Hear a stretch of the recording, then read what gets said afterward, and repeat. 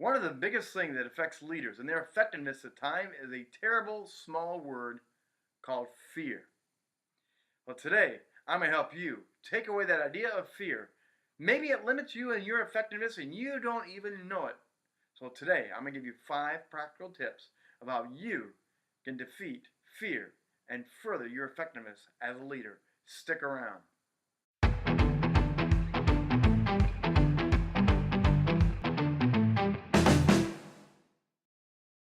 Hi, it's Trigger, Rich Bontrager. Welcome back to another Leaders and Communicators. And today, yes, we're going to talk about that dreaded thing called fear and how fear can limit you as a leader. Now, I'm going to share from my 25 years as a pastor, as a leader, as a professional communicator, and how communication and leadership tie together, but fear often limits that. And I'm going to help you break through that barrier today and give you some practical tips and give you some insights and some helpful things down below in the description bar when you're all done. So stick around all the way through it. You don't want to miss a single part of this. Now, fear is a big thing. Leaders often pose and fake. We don't talk about fear. We're going to drive it. We're going to go way down the field. If we're honest, though, every leader faces fear at some level.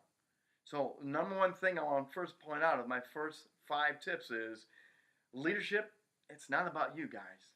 It's not about you gals.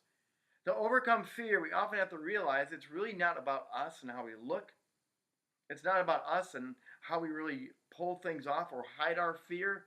Your insecurity may be one of the things that might help you and your team and your organization to admit that you have some fears. You have some concerns about the direction, the mission, the vision of the how-tos. Now, it doesn't mean you cower in a corner and say you're afraid, but you may show and display some of those fears. Because it's not about you. Transparency is a huge thing in leadership. And we need to see authentic leaders showing us how to face the fears and still advance in our causes, in our organizations, in our churches. So let me hear you. Down below, go down in the comments right now. If you need to pause the video, pause it. Otherwise, just keep me rolling. But let me hear your number one fear as a leader. What is that thing that keeps you, that holds you from advancing and leading more effectively? Let me hear it, so I can better support you and help you, and maybe even do a follow-up talk on how to break through that specific fear that you face. Now, the number 2 thing that I want to point out is recognize that you may be the lid on your organization by that fear. That's right. As a leader, you may be limiting the effectiveness. You can go only so high sometimes, and things will stop you, and you don't even know that they are stopping you. Leaders often, we want to be Superman. We want to answer everything, take every phone call, do everything, have it be our way or no way. And when in fact, you could be the lid. You could be the cap that is holding everything inside nice and tight. And you need to open up that lid and pop that lid off so that everything else can get out of you and get out of the organization so you can more effectively lead. Realize one of your fears may be, I don't know how to let go. I don't know how to transition. When I was in church ministry as a church planter, I remember around 6, 7, I had to make a big transition of me doing less and letting the team do more, and I had to focus on what I could do and do well. It was a big transition, which takes me right to my 3rd point. You have to learn to trust other people. Overcoming fear requires trusting others. You've selected them for your team. You've hired them for your organization. There's a reason they are there. You didn't accidentally pick them. Now, you'll have to learn to trust them. And with trust, it means that they may fail, but they also know if you never hand the ball off to them, if you never give them the chance, they know he doesn't really trust me. And therefore, I really have no value to the organization. I'm just another cog in the wheel. Instead, you want to elevate your people to know they are valued, and therefore you must grant trust and give them the opportunities and know that you have their back. It takes away the fear that they have. It takes away the fear that you have, because instead now you are, point number 4, investing in other people through trusting them. Investing in other people means that you're going to be coaching them. You're going to come alongside of them. You're not going to dictate them. You're going to say, here, I want you to take this project. I'd like you to head this part of our team up because you do it well. And then you want to release them to go do it. And at the same time, you want to always say, I'm here. Do a coffee. Do a Skype with them. If you can't be in real time, visual technology is a great way to do a one-on-one meeting and have a real-time conversation of their questions. What are the hiccups? What are the obstacles that came up out of nowhere? What are the financial barriers that we never even considered in this endeavor?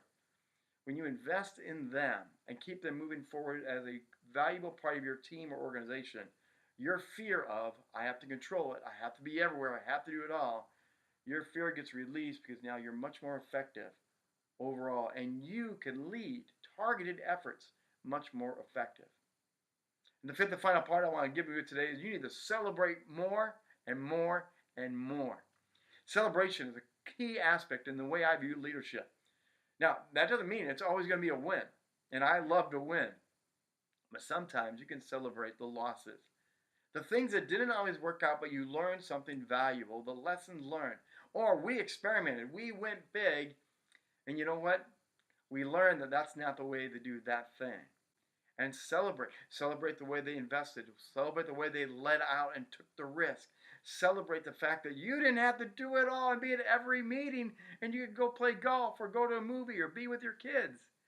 You can celebrate in a lot of different ways. It's a joy to get to celebrate. And again, that takes fear out of the picture. See, when you have joy and celebration, there's no room for fear. So you get to love on people, laugh with people, bring down the fear level of I'm a failure, I didn't achieve it. Instead, you're elevating risk takers and investors in your cause, and it's a great and wonderful thing to do.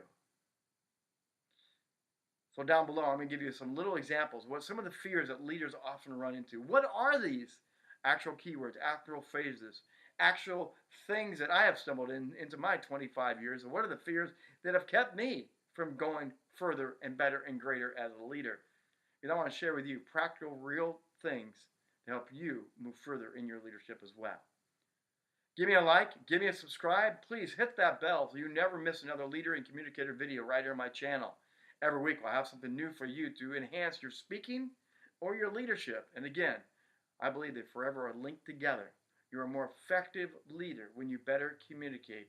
And you are a better communicator knowing that you are leading just by your words. That's it for today. I hope these 5 practical tips have been very helpful with you.